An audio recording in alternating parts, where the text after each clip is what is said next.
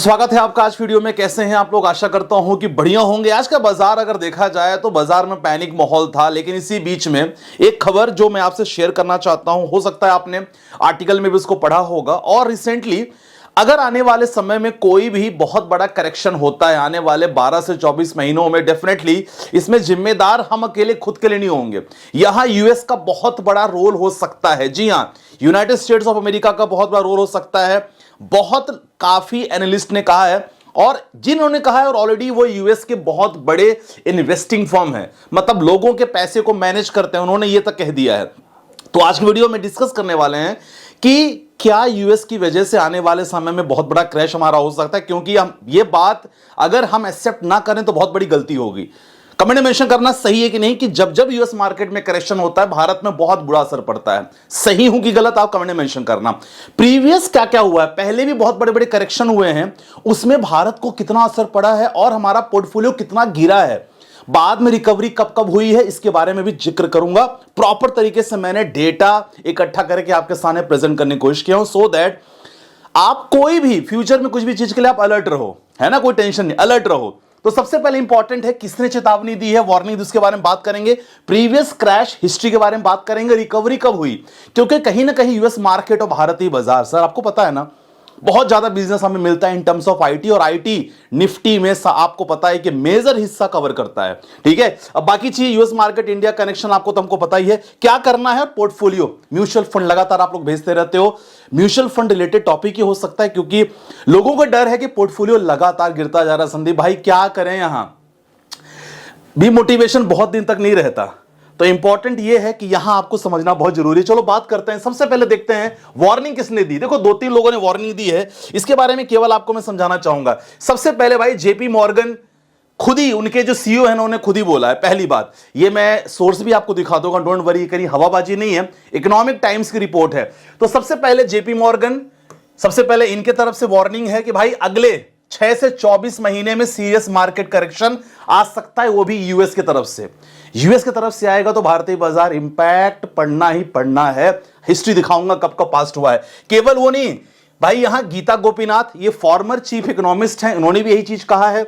ये दूसरी बात है। तीसरा, धनंजय सिन्हा, सीईओ एंड को head of institutional equities of systematic corporation services, उन्होंने भी कहा है। और सार्थक आहूजा एक इन्वेस्टमेंट बैंकर हैं। देखो ये बड़े बड़े इकोनॉमिस्ट हैं जो अपनी रिपोर्ट्स हमेशा प्रेजेंट करते रहते हैं, क्योंकि ये बाजार को देखा इन्होंने।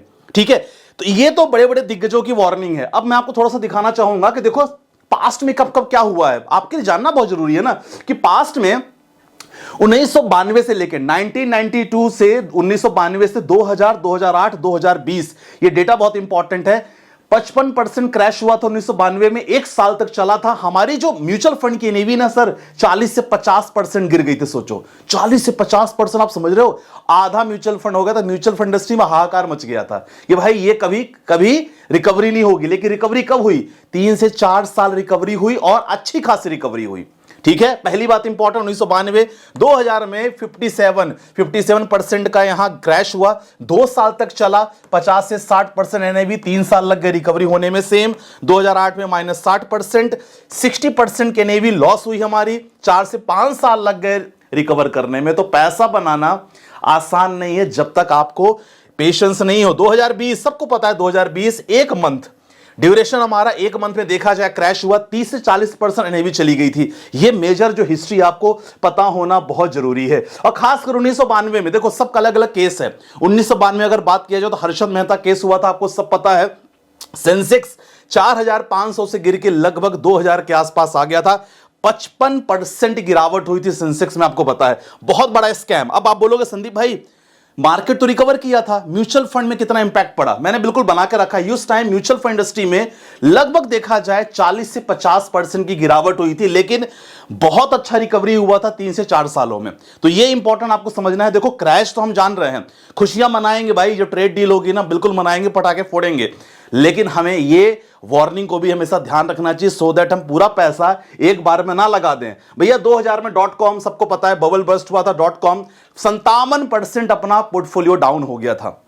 अब मैं भी आपको रिलेशन बताऊंगा कब कब यूएस मार्केट में करेक्शन हुआ है और रीजन की वजह से, लेकिन ये मेजर इंपैक्ट हुए हैं। यहां भी म्यूचुअल फंड लगभग 60 to 70% आपका म्यूचुअल फंड यहां भी डाउन हो गया है। सेम अगर बात करें ग्लोबल फाइनेंशियल क्राइसिस 2008 में भी ये केस हुआ था। 2008 में 21,000 से सेंसेक्स गिर के सीधे 8,000 पे आ गया था। जी हां, लेहमैन ब्रदर कोलैप्स आपको पता है, reason was behind US only.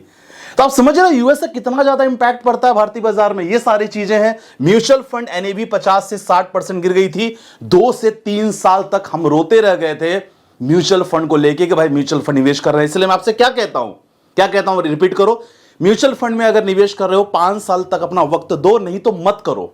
कभी भी कुछ भी हो सकता है यार, है ना। अब इंपॉर्टेंट ये चीज है, सिंपल है कि आपको एसआईपी कंटिन्यू करना है। अगर आप करोगे तो देखो मैंने यहां क्या लिखा है, एसआईपी कंटिन्यू करने वालों में ह्यूज प्रॉफिट बनाया। जब जब क्रैश हुआ, रिकवरी हुई तो ह्यूज प्रॉफिट बनाया। तो ये कहानी हुई 2008 में। 2020 तो चलो ठीक है, कोविड केस था, पूरी दुनिया तबाह थी, तो मैं इसको एक्सेप्शनल केस चलूंगा। यहां भी 42,000 सेंसेक्स हमारा 26,000 चला गया है। लेकिन आपको याद दिलाना चाहूंगा कि आज जो सेंसेक्स 26,000 चला गया था, वापस आज 80,000 के रेंज में लोग घूम रहे हैं। तो समझ में आया यहां आपको reason, global lockdown, panic selling हुई थी। 30 से 40% हमारा ऑलरेडी एनईवी डाउन हो गया था। अब इंपॉर्टेंट है, यूएस के साथ बहुत इंपैक्ट है। देखो यूएस मार्केट में देखा जाए ना, देखो यूएस, क्योंकि हमारा आज का टॉपिक यूएस मार्केट के साथ रिलेशन का है कि कब कब वो गिरे, ये भी इंपॉर्टेंट है। अब यूएस मार्केट में देखो 2000 में यूएस मार्केट जब .com बस्ट हुआ सर, आईटी पूरी तरह तबाह हो गई थी, -57%। ये इंडियन मार्केट है। यूएस मार्केट का रिलेशन में इंडियन मार्केट से करके आपको दिखा रहा हूं, टेबल में पूरा कुछ है। -49% यूएस मार्केट गिरा, -57% सेंसेक्स गिर गया। देखो भाई साहब, वीडियो पूरी देखना, बहुत इंपॉर्टेंट वीडियो है। थोड़ा भी वैल्यूएबल कंटेंट लगे ना, बड़ी मेहनत लगती है पूरी स्लाइड वगैरह सब कुछ बनाने में। लाइक कर देना यार, है ना, वीडियो मोटिवेशन मिलेगा। 2008 में -56% अगर यूएस गिरा था सर, हमारा सेंसेक्स 60% गिर गया था यार। आप समझ रहे हो, 2011 में -19% गिरा, हमारा सेंसेक्स -25% गिर गया। Reason, global financial crisis.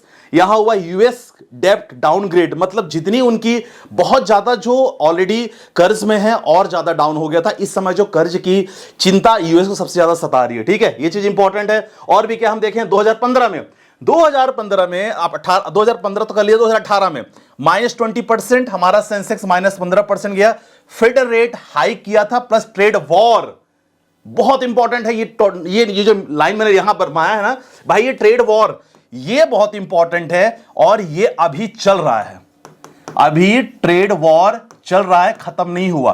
तो 2018 में भी फेड रेट ने हाइक किया था वहां जो इंटरेस्ट है, और प्लस ट्रेड वॉर भी चल रहा था सर। -15% सेंसेक्स हमारा -15%, रिकवरी हुई थी 6 से 9 महीने में, ठीक है। सेम चीज 2020 में भी -34%। कोविड तो चलो ठीक अलग बात है। 2022 में सर यूएस इन्फ्लेशन, ये जो है ना सर, बड़ा परेशान कर रहा है। डेटा फेड का यूएस इन्फ्लेशन, अभी यूएस इन्फ्लेशन का ही अच्छा जो चिंता हमारे लिए है ना, वो है सर -16% हमारा, 25% ये गिरे तो -16% हम गिर गए। एफआईएस लगातार सेल कर रहे थे, ये देखो लगातार एफआईएस सेल कर रहे थे। 6 से 9 महीने में जाके हमारी रिकवरी हुई थी। आप समझ गए दोनों का रिलेशन कि जब जब यूएस गिरा है भाई, भारतीय बाजार में ज्यादा गिरावट हुई है। तो ओवरऑल ऐसे केसेस में देखो, एज ए इन्वेस्टर आपको टेंशन नहीं लेना है। बस मेरा इतना कहने का मतलब है, आपको डेटा पता होना चाहिए, और ये जो वार्निंग से लगातार दिग्गजों द्वारा मिलती रहेगी, कहीं ना कहीं वो लोग देखते हैं बहुत क्लोज। तो आपको लॉन्ग टर्म का प्रोस्पेक्टिव बहुत इंपॉर्टेंट है। आप म्यूचुअल फंड में कर रहे हो, शेयर बाजार में कर रहे हो, लॉन्ग टर्म प्रोस्पेक्टिव बहुत इंपॉर्टेंट है। चलो आपका पोर्टफोलियो देख लेते हैं। म्यूचुअल फंड का पोर्टफोलियो लगातार आप भेजते रहो, मिस हो जाएगा तो रिपीट करो यार, कोई दिक्कत नहीं, बहुत सारे रहते हैं उसमें 3-4 हम लोग पिक करते हैं रैंडम। चलो देख लेते हैं सर, रिव्यू कर लीजिएगा पोर्टफोलियो। एज 22 साल है, 1 साल 2 महीने से एसआईपी कर रहा हूं, 28 से 35 गोल है। चलो बहुत बढ़िया, गोल इंपॉर्टेंट है ना, 28 से 35 साल। जब मैं 50 का हो जाऊंगा सर, तो 10% स्टेप अप भी करना है। Parag Parikh, flexi, UTI Nifty 200, momentum 30, इसके जगह पे आप यूटीआई निफ्टी का मिड कैप ले सकते हो।